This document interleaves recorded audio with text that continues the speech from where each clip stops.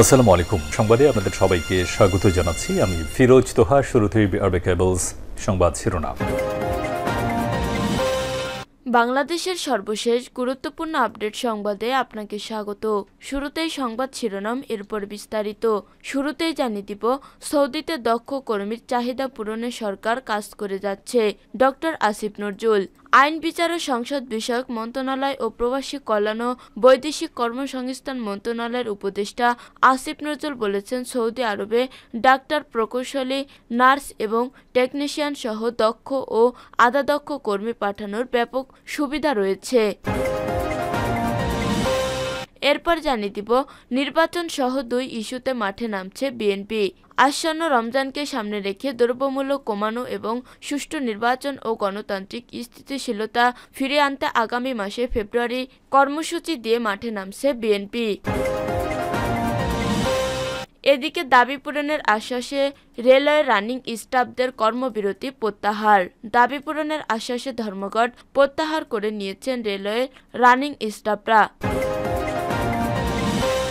এরপর জানিয়ে দিব, সামাজিক যোগাযোগ মাধ্যমে বন্ধুত্বের ফাঁদ, জিম্মি করে চাঁদা দাবি, গ্রেপ্তার 2। রাজধানীর মিরপুর মডেল থানা এলাকায় সামাজিক যোগাযোগ মাধ্যমে বন্ধুত্বের ফাঁদ পেতে জিম্মি করে চাঁদা দাবি করা একটি চক্রের 2 সদস্যকে গ্রেপ্তার করেছে পুলিশ। এদিকে পুলিশের খাতায় হাসিনার নামে 72 হত্যা মামলা। যে কোনো অপরাধের তথ্য সংরক্ষণের জন্য বাংলাদেশ পুলিশের কেন্দ্রীয় তথ্যভাণ্ডার বা CDMS crime data management system রেকর্ডে সাবেক প্রধানমন্ত্রী শেখ হাসিনার নামে 72টি মামলা থাকার তথ্য পাওয়া গেছে।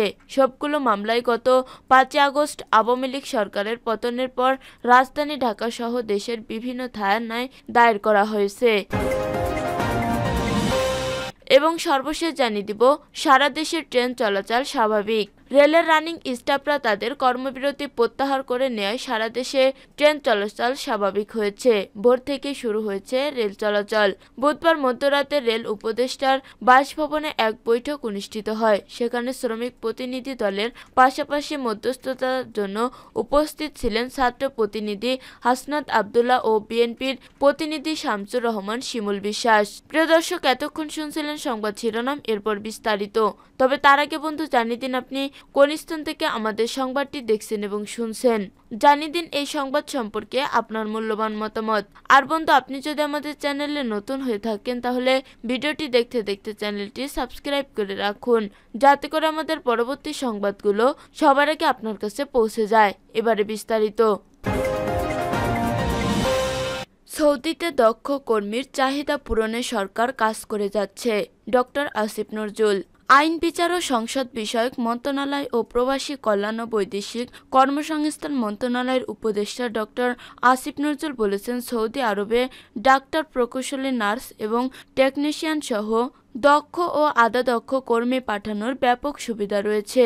দেশটির বিভিন্ন স্বনামধন্য কোম্পানির মালিক ও শীর্ষ কর্মকর্তাদের সঙ্গে রিয়াদে বাংলাদেশ দূতাবাসে আয়োজিত এক মতবিনিময় সভায় বাংলাদেশের শ্রম বাজারের গুণগত পরিবর্তনের উপর গুরুত্ব আরোপ করেন তিনি। সৌদি আরবের ভিশন 2030-এর বিভিন্ন মেগা প্রকল্প যেমন Neom, Red Sea, Qiddiya, Green Riyadh, Amaala রিয়াদি এবং রোশন প্রকল্পগুলোর পাশাপাশি 2027 সালে এএফসি এশিয়া কাপ, 2029 সালে শীতকালীন এশিয়া অলিম্পিক, 2030 সালে ওয়ার্ল্ড এক্সপো এবং 2034 সালে ফিফা বিশ্বকাপের মতো বৈদেশিক ইভেন্টে কর্মসংস্থানে বিপুল সম্ভাবনার কথা তুলে ধরেন ডক্টর আসিফ নজরুল। অনুষ্ঠানে দূতাবাসে ই-ডিমান্ড সিস্টেম উদ্বোধন করেন আসিফ নজরুল, যার মধ্যে সৌদি কোম্পানিগুলো অনলাইনে নিবন্ধন করে দূতাবাসে না গিয়েই কর্মী চাহিদাপত্র সত্যায়িত করতে পারবে। এই কাজে স্বচ্ছতা ও গতিশীলতা আসবে। উপস্থিত সৌদি কোম্পানি সমূহের কর্তা ব্যক্তিরা এই উদ্যোগের প্রশংসা করেন ও স্বাগত জানায়। এই মতবিনিময় অনুষ্ঠানে সৌদি আরবে নিযুক্ত বাংলাদেশের রাষ্ট্রদূত দেলার হোসেন স্বাগত বক্তব্য রাখেন। ডক্টর আসিফ নজরুল সৌদি আরবে বসবাসরত প্রবাসী বাংলাদেশিদের সঙ্গে মতবিনিময় করেন এবং বিমান টিকিটের উচ্চ মূল্য এবং রিক্রুটিং এজেন্সিগুলোর অতিরিক্ত অর্থ আদায়ের বিষয়ে তাদের অভিযোগ শোনেন।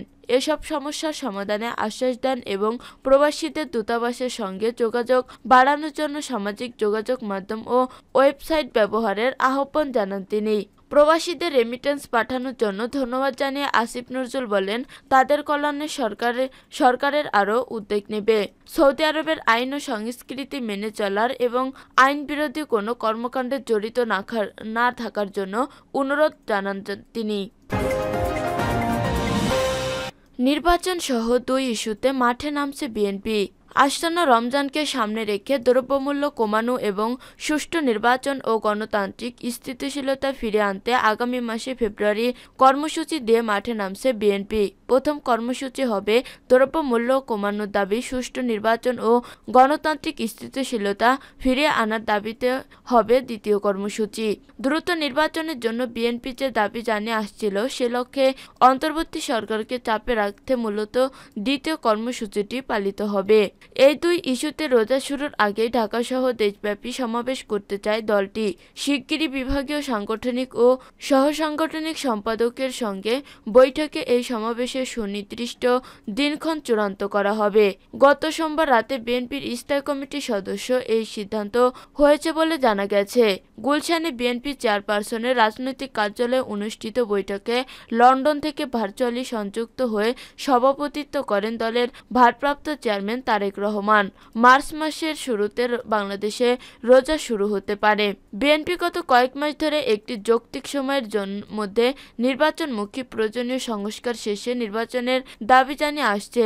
আগামী জুলাই-আগস্টের মধ্যেও নির্বাচন অনুষ্ঠান সম্ভব বলে মনে করেছে দলটি এবং এ ব্যাপারে তাদের অবস্থানও এরই মধ্যে স্পষ্ট করেছে। অবশ্য সরকারের তরফ থেকে বলা হয়েছে, চলতি বছরের ডিসেম্বর থেকে আগামী বছরের জুনের মধ্যে যে কোনো সময় নির্বাচন হতে পারে। তবে বিএনপি আগামী বছরের জুন পর্যন্ত সময়কে নির্বাচনের জন্য খুবই অতিরিক্ত সময় বলে মনে করছে। দলটির অভিমত, নির্বাচনের জন্য এত সময়ের দরকার নেই। বিএনপি মনে করছে, ন্যূনতম সংস্কার করে একটি অবাধ, সুষ্ঠু ও গ্রহণযোগ্য নির্বাচন সম্ভব এবং সেটি জুলাই-আগস্টেই সম্ভব। জানা গেছে, জুলাই-আগস্টে নির্বাচনের দাবিটা মূলত সরকারের উপর চাপ সৃষ্টির জন্য করেছে বিএনপি। দলটি চলিত বছরের ডিসেম্বরের মধ্যে নির্বাচন প্রত্যাশা করেছে। দাবি পূরণের আশ্বাসে রেলওয়ের রানিং স্টাফদের কর্মবিরতি প্রত্যাহার। দাবি পূরণের আশ্বাসে ধর্মঘট প্রত্যাহার করে নিয়েছে রেলওয়ের রানিং স্টাফরা। রেলওয়ে মন্ত্রণালয়ের উপদেষ্টা মাহমুদ ফাইজুল কবির খানের বাসায় বৈঠক শেষে মঙ্গলবার 28 জানুয়ারি দিবাগত রাতে ধর্মঘট তুলে নেওয়ার ঘোষণা দেয় বাংলাদেশ রেলওয়ে রানিং স্টাফ ও শ্রমিক কর্মচারী union. Bangladesh railway running staff ও শ্রমিক কর্মচারী ইউনিয়নের সাধারণ সম্পাদক মোহাম্মদ মুজিবুর রহমান প্রেস ব্রিফিংয়ে বলেন, আমাদের সমস্যা আগামীকালের মধ্যে সমস্যা সমাধান করবেন উপদেষ্টা মহোদয়। আমরা জনদুর্ভোগ চাই না, দুঃখ প্রকাশ করছি। এখন থেকে ধর্মঘট বাদ দিচ্ছি, কর্মবিরতির প্রত্যাহার করলাম। মিডিয়ার মাধ্যমে কর্মী ভাইদের বলতে চাই, এটা উপদেষ্টা বলেছেন, আগের মতো আমরা যা পেয়ে আসছি তাই পাবো।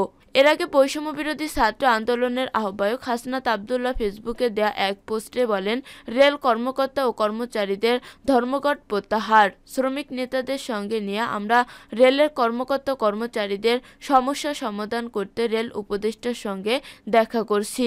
এদিকে মঙ্গলবার 28 জানুয়ারি মধ্যরাতে বাংলাদেশ রেলওয়ের পরিচালক জনসংযোগ মোহাম্মদ নাহিদ হাসান খান জানিয়েছে, বুধবার 29 জানুয়ারি সকাল 9টা পর্যন্ত সারা দেশে সব ট্রেনের যাত্রা বাতিল করেছে বাংলাদেশ রেলওয়ে।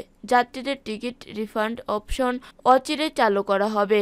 অপরদিকে অতিরিক্ত মহাপরিচালকের অপারেশন দপ্তর থেকে জানানো হয়েছে, রানিং স্টাফদের বিভিন্ন দাবির কারণে কর্মবিরতিতে 28 জানুয়ারি সকাল থেকে কোনো ট্রেন পরিচালনা করা যাচ্ছে না। প্রসঙ্গত, রেলওয়ে রানিং স্টাফদের কর্মবিরতির কারণে সোমবার মধ্যরাতের পর থেকেই রাজধানীর কমলাপুর সহ বিভিন্ন স্টেশন থেকে ট্রেন ছেড়ে যাওয়া বন্ধ হয়ে যায়। এতে চরম ভোগান্তিতে পড়েন যাত্রীরা। সামাজিক যোগাযোগ মাধ্যমে বন্ধুত্বের ফাঁদ, জিম্মি করে চাঁদা দাবি, গ্রেপ্তার 2। রাজধানীর মিরপুর মডেল থানা এলাকার সামাজিক যোগাযোগ মাধ্যমে বন্ধুত্বের ফাঁদ পেতে জিম্মি করে চাঁদা দাবি করা একটি চক্রের 2 সদস্যকে গ্রেপ্তার করেছে পুলিশ।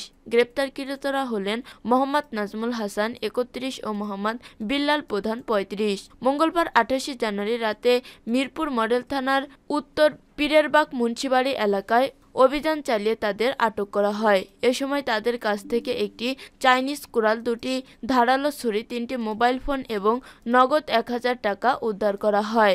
মিরপুর মডেল থানার তথ্য অনুযায়ী রাঙামাটির বাসিন্দা আলমগীর হোসেনের সঙ্গে চক্রের এক সদস্যের সামাজিক যোগাযোগ মাধ্যমে বন্ধুত্ব গড়ে ওঠে। কয়েকদিন কথা বলার পর চক্রটি তাকে ঢাকায় আসার প্রলোভ দেখান। মঙ্গলবার রাতে আলমগীর তাদের কথামতো মিরপুরের মুন্সিবাড়ি এলাকার একটি ফ্ল্যাটে আসেন। ফ্ল্যাটে প্রবেশের পর চক্রের সদস্যরা আলমগীরকে জিম্মি করে তার পরিবারের কাছ থেকে মোবাইল ফোনে 1 লাখ টাকা চাঁদা দাবি করে। পরিবারের সঙ্গে যোগাযোগ করতে ব্যর্থ হয়ে তারা আলমগীরকে এলোপাতাড়ি মারধর করে এবং তার কাছ থেকে নগদ 11,000 টাকা ও একটি মোবাইল ফোন কেড়ে নেয়। এরপর তাকে ছেড়ে দেয়। ঘটনার পর ভুক্তভোগী আলমগীর মিরপুর মডেল থানায় অভিযোগ করেন। এর আগে জাতীয় জরুরি সেবা নম্বরে 999 এই বিষয়টি জানানো হলে মিরপুর থানার একটি দল তথ্য প্রযুক্তি সহায়তায় চক্রের অবস্থান শনাক্ত করে। মুন্সিবাড়ি এলাকার ফ্ল্যাটে অভিযান চালিয়ে 2 জনকে গ্রেপ্তার করা হয়। চক্রের অন্য সদস্যরা এখনও পলাতক। আলমগীর বাদী হয়ে গ্রেপ্তারকৃতদের বিরুদ্ধে 6 জনকে এজাহারভুক্ত করে একটি মামলা দায়ের করেছেন। প্রাথমিক জিজ্ঞাসাবাদে গ্রেপ্তারকৃতরা অপরাধের কথা স্বীকার করেছে। মামলার সুষ্ঠু তদন্ত এবং পলাতক আসামিদের গ্রেপ্তারে অভিযান অব্যাহত রয়েছে বলে জানিয়েছে মিরপুর মডেল থানা।